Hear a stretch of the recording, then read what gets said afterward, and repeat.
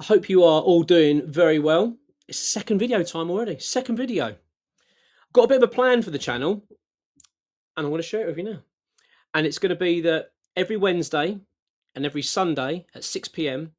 I'll have a new video out. That's how we're going to start things for now. 2 videos a week, Sundays and Wednesdays at 6 p.m. I'll have a new video out, and the videos are going to be covering lots of different topics surrounding sobriety, changing your life, getting things on top of things, and yeah, and it's a community here, and I will be taking inspiration from yourselves, and that's what I'm doing with this video, in fact, because someone, one of our subscribers, Reg, who put out a really nice honest comment in the last video, and he got me thinking about that. I want to talk about something to help Reg out, and it'll no doubt help others as well.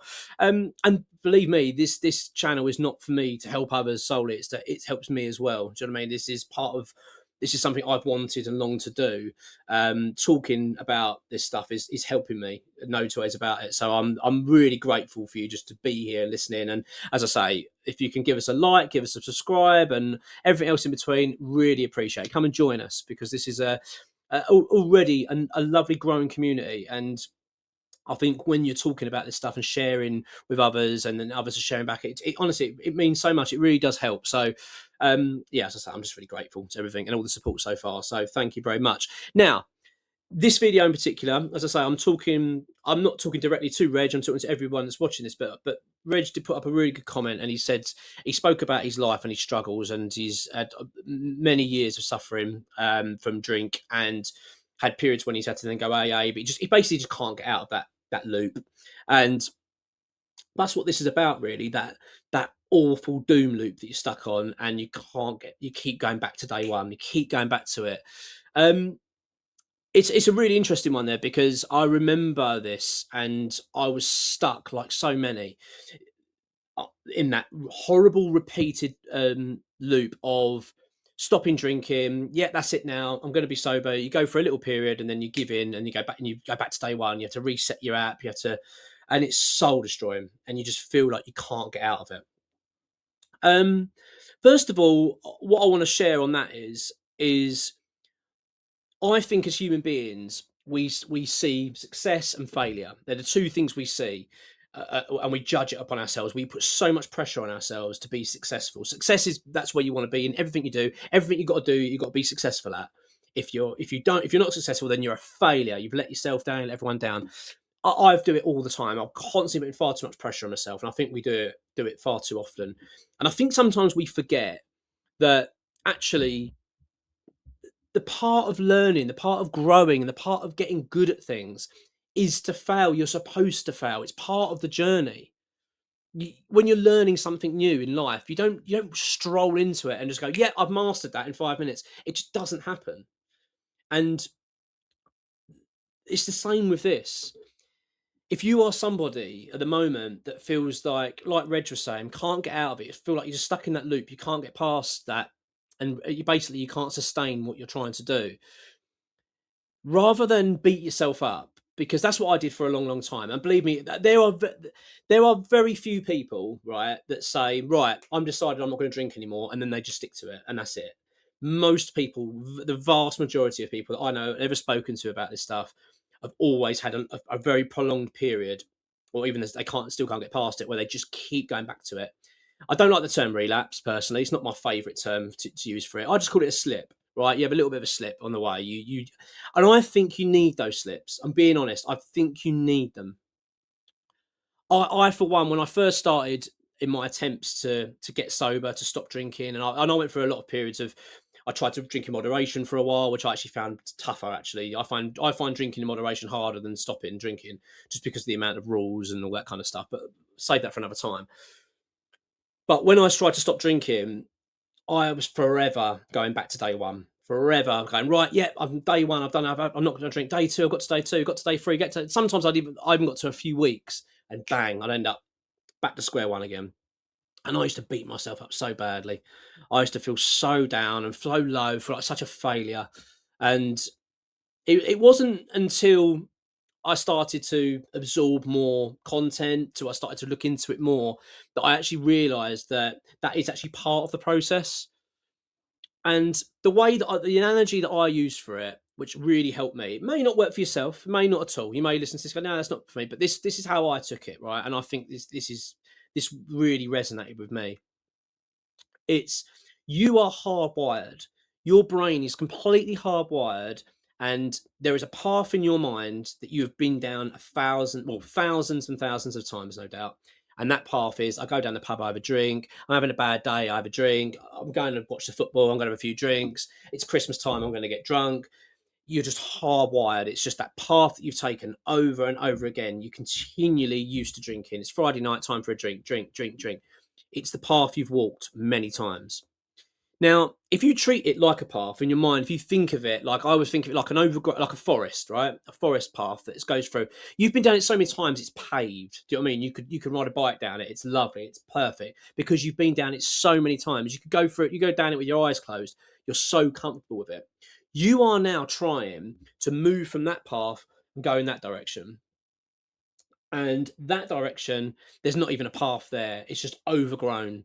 There's just trees and woodland. It's all over. There's not even a path there. And you're going to go, right, I'm going to start walking down that one. Because that is what you're doing.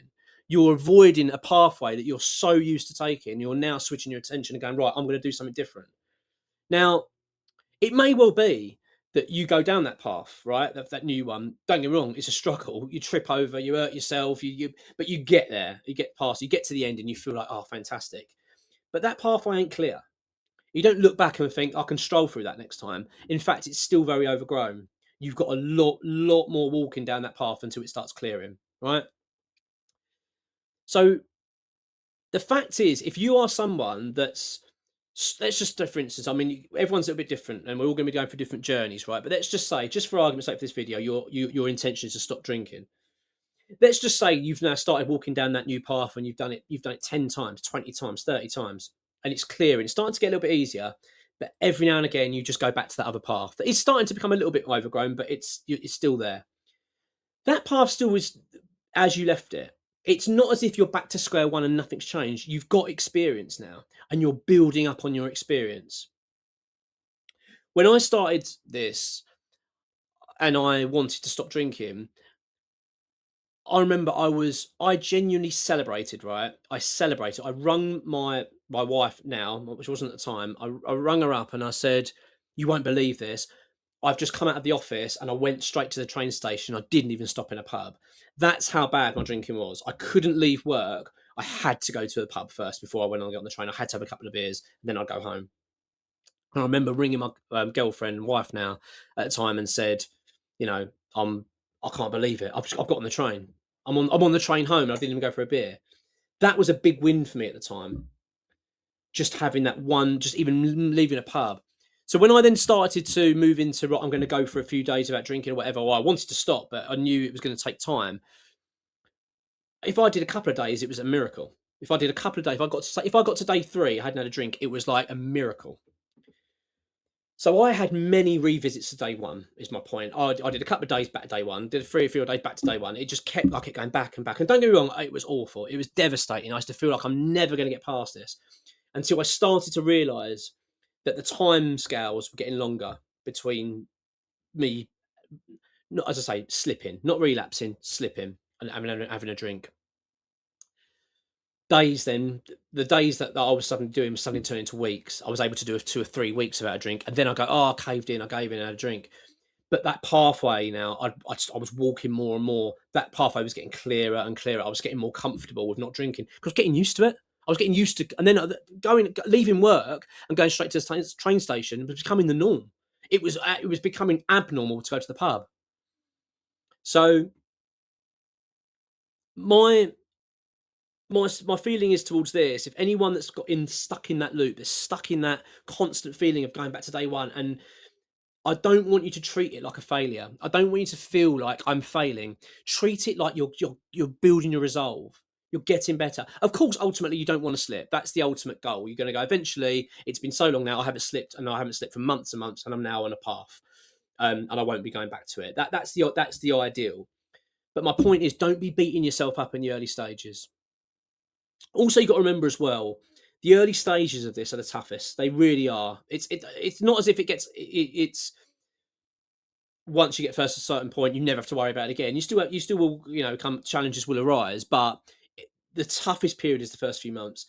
So just remember when you are in this and you then do slip or you do have a temptation to go back, just remember you're doing the hardest part over and over again. So just try and keep that in your mind that this will get easier. It will ease up. Your cravings will start to subside, to basically subside, and you will start to become a lot more comfortable. That pathway you've now started walking down that once was so overgrown it was a nightmare starts clearing, and the one that you left behind starts getting overgrown, and you've started to rewire your mind. You're starting to change your pathways, and that's really really key. But I just don't want you to ever feel, which like I did for a long time, that I was failing, that I was a letdown. I was letting myself down because I didn't realize actually slips are just part of the journey. You are going to have trips and slips along the way. It's just inevitable. You will. Try not to let it cloud everything. Don't let it overcome all what you've achieved in so far. And I'll share with you my final slip because this is why I think that slips are important. So when it came towards the end, I was like I'd said, I went for a period where I'll be celebrating 1 or 2 days without a drink, and then over time, those those periods of where I wasn't drinking were getting longer. I was able to do a couple of weeks, 2 or 3 weeks, free. I remember once I did just over a month. I got to about 6 weeks, and then I ended up going, "Oh, I had a drink." Um, I got to a place where I started to realize that my life was just so much better without it. I was realizing that I was getting more productive at work. I was feeling better. I was looking better. Everything was just feeling so much better without drink. But I had that devil on the shoulder was still there. You know what I mean? It was still nagging away. Go on, have a drink, trying to convince myself to have a drink. And, but I was starting to get on top of it. I could feel myself coming towards the end of these slips. I sort of started to realize it. And I had a work drink come up, right? Someone, the company I was at the time said, we're going to go out for a few drinks after work. They'd planned it, and I couldn't really get out of it, basically.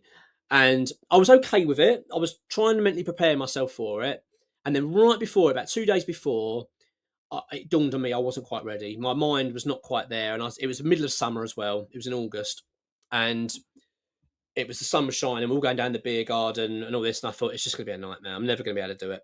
So I decided to tell work I'm not going to go. Anyway, I went into work that day of the drinks and it didn't go down very well. I basically said, look, I'm not going to be able to make it, blah, blah, blah. And they basically said, well, look, we've actually arranged a lot of this around you. They wanted me to meet a couple of people who were travelling up for this. And I felt really guilty. So I spoke to my wife and rang up and said, I don't know what to do. And she said, well, look, why don't you just go and just try to stick to drinking non-alcoholic if you can. Don't worry too much. Basically, stop beating yourself up. So I went and basically got this big group of us, and then they just said, right, what do you want? They're going around the group. What do you want? Pint, wine, vodka, this. But anyway, I was right at the end. And what do you want, Mark? And I was like, and I just gave in. I caved, and I said, oh, I'll have a pint. Well, I'm not going to tell you the whole story of the night because I can't remember much of it. But put it this way, I got home late, way after midnight. I had work the next day. I left my bag there with my wallet in at the pub. Thank God someone picked it up. I had no keys on me, so I had to bang on the door to wake my wife up, which woke my kids up. I then came through the door and fell over, had to be put on the sofa, woke up in the morning feeling absolutely horrific. And I didn't go into work as well because I didn't have a laptop, didn't know what was going on, and I had no phone for my boss on my phone to say where I was. It was a disaster. And bearing in mind, I'd been not drinking for weeks, and and I knew that I was on the path to sobriety. And you know what? It was like a bit of a blessing. I took it as a blessing, the whole experience of it, because I realised it was what I needed. It was like it just rubber stamped that I needed to be sober. It was like that final nail in the coffin. Right, I'm done. I've been sober for weeks. My life's been brilliant. Everything's been going well. I've had one slip up, and look at my life. I haven't got. I don't know where my wallet is. I don't know where my laptop is. I've had to wake up my wife at midnight, who's got to go work. I've got kids, I'm waking them up. It's not a good feeling. Don't get me wrong, that wasn't good, but there was a part of me going, I think I needed that to happen. And that was it. From that moment onwards, I never drank again. And so my point to that story is that was a slip. and it proved to be a really useful one. It's probably actually, when I say useful, it's vital in my journey. So yes, you will feel bad going back to day one. Yes, it's depressing. Yes, it's horrible. Yes, you feel like a failure, but please try and remember it's part of the journey. It's like learning an instrument. You're not going to pick it up and just be able to play the guitar. You're just not going to be able to do it. You're going to sound crap for a while. You're going to have slip ups. Some days are going to be better than others. It's going to take time. Be kind to yourself in all of this, all right? Because I spent far too long beating myself up when actually you should really be putting an arm around yourself a little bit, giving yourself a bit on the pat on the back. The fact you're here listening to this video, the fact you're watching this video and you are absorbing this and hopefully, take it on board and this is helping. You should be proud of yourself. Do you know what I mean? Be proud of yourself. And if it is that you've had a few weeks off drink or you've been trying to stop and you just, I don't I'm having a beer on a Saturday, you're all right. But just take it as one of those things. Just say, look, okay, I'll learn from that. Learn from it. Learn from what happened. Think to yourself, what made me slip? What was the trigger? And maybe you can use that going forward and think, okay, I now know that's a big trigger. I need to be careful. And then you can start working towards it. But look, that's my thoughts on it anyway. I don't want to keep you for much longer. I don't want to keep these videos going for too long because otherwise there will be, far too long for you to sort of take it all in. And also, we want to save other content for another day. Look, as I say, my aim is now for Wednesdays at 6, Wednesdays at 6, and Sundays at 6 p.m. There will be the times I get new videos out on the channel. So look, have a good one. I really, really appreciate you watching it, and I'll catch you later on. Take care. See you soon.